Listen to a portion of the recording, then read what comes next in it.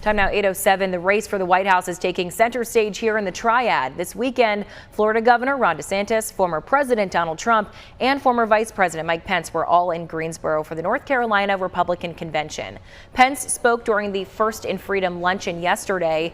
He promised, if elected, to end what he calls years of politicizing at the Department of Justice. The former VP also spoke about his former number one, Trump, and his latest indictment.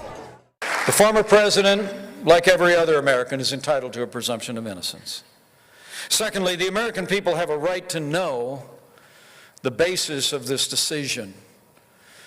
That's why yesterday morning, I think I was the first in the country to call on the Attorney General to unseal the indictment and release it to the American people. The American people deserve to know the reasons for this unprecedented action, and we also need to hear the former president's defense. Then each of us can make our own judgment on whether this is the latest example of a Justice Department working in injustice or otherwise.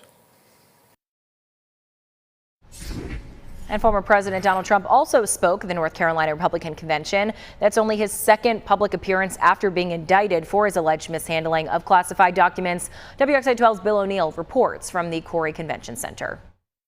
Big day here at the GOP convention in Greensboro.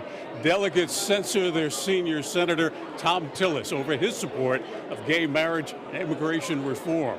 They also re-elect their party chair, Michael Whatley. And oh yeah, Donald Trump was the keynote speaker. The former president came close to endorsing a candidate for North Carolina governor. I'm going to endorse Mark, but I'm not going to tell you about it tonight, okay?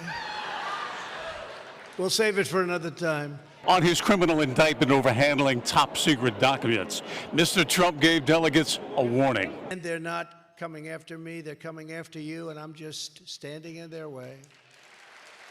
The former president spoke for more than an hour, attacking President Biden, the FBI, and the media. Mr. Trump talked about election fraud and missing ballots and promised to limit the number of days that voters can cast a ballot. If you know this, we don't need to have 48 days of voting. North Carolina Republicans got a chance to hear from three presidential candidates, Donald Trump, Michael Pence, as well as Ron DeSantis. Still, 9 months until Super Tuesday. In Greensboro at the GOP convention, I'm Bill O'Neill, WXIJ.